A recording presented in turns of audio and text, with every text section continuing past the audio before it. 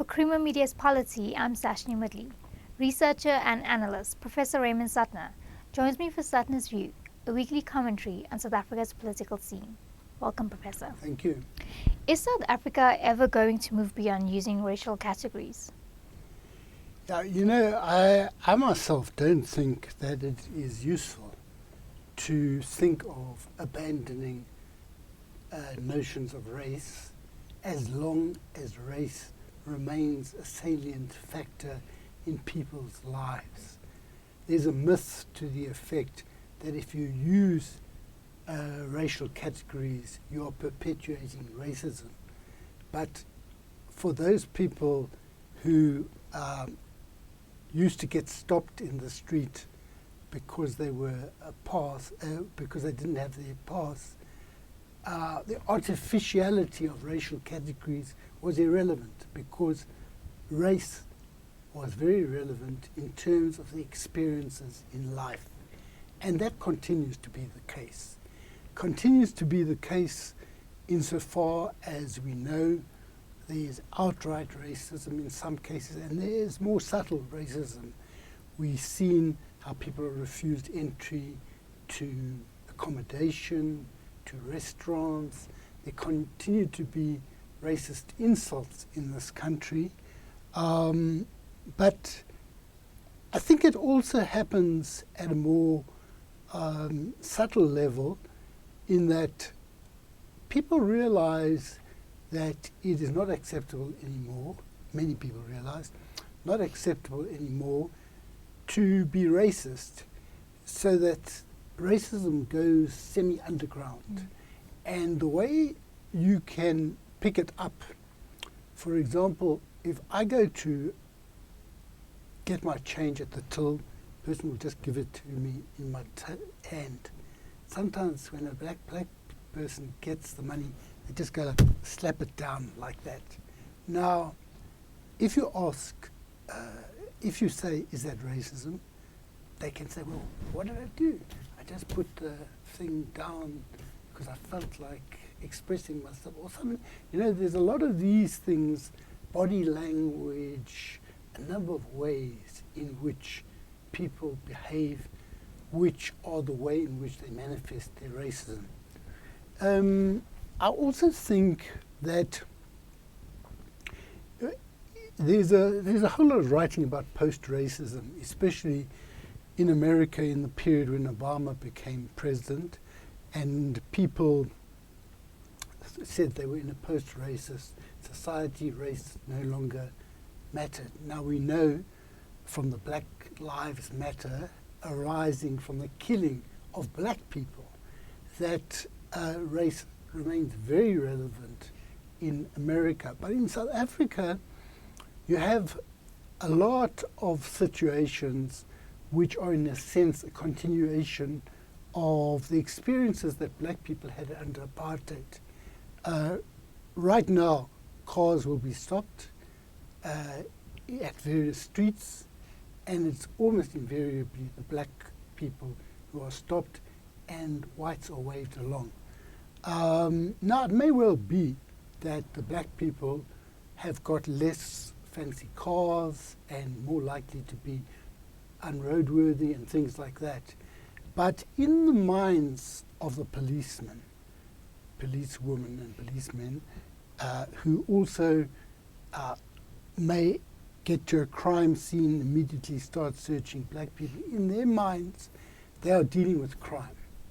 And crime in South Africa is perceived to be, in human form, a black face.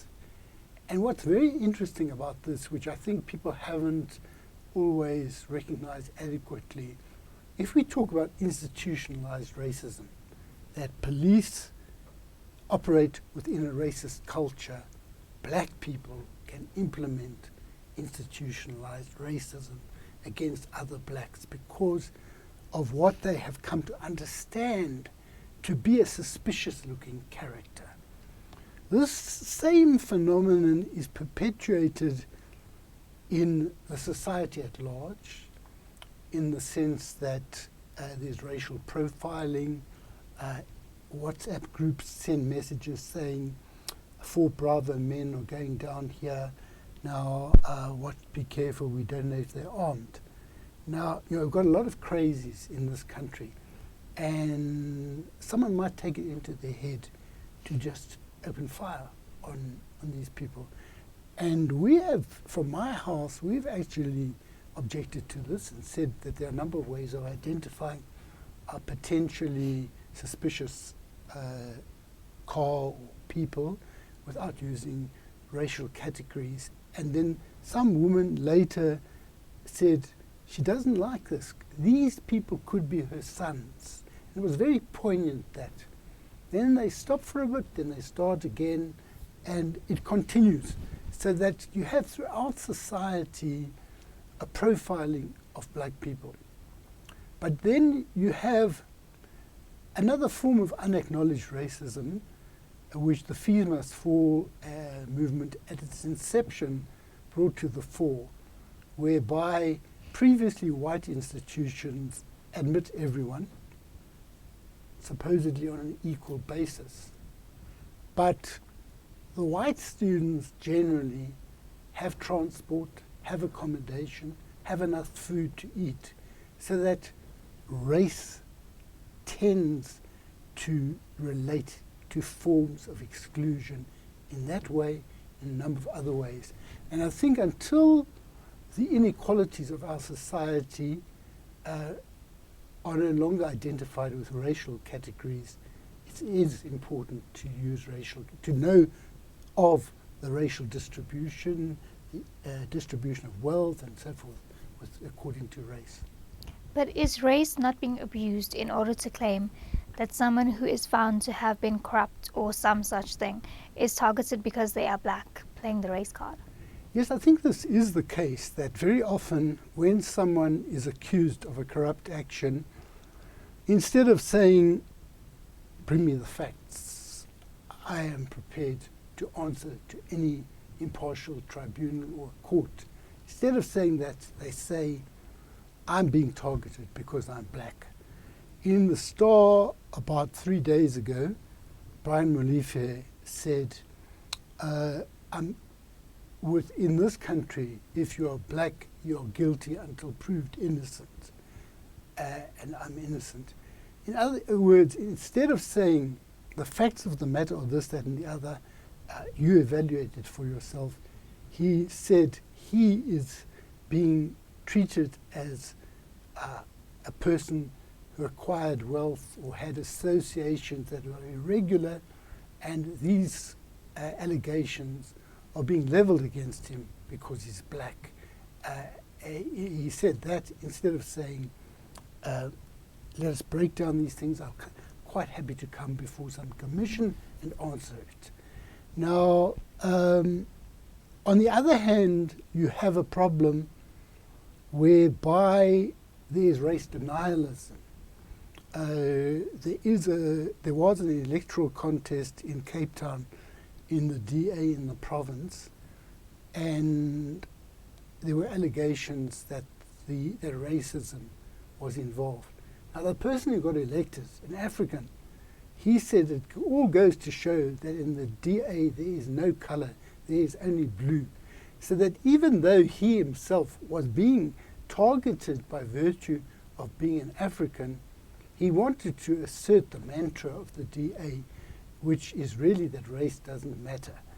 As we saw when a restaurant had marked on a slip for 2 people in Camps Bay or Clifton, 2 black customers, Helen Ziller saw nothing wrong with this because there is a race denialism in the DA, and it pops up every now and again that, in fact, underneath race denialism, they have taken into their bosom a whole lot of racists.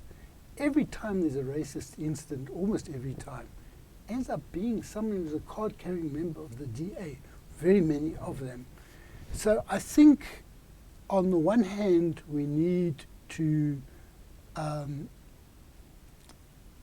recognize that there is abuse, and on the other hand, we need to be aware that You cannot say that race is irrelevant and that we're colourblind.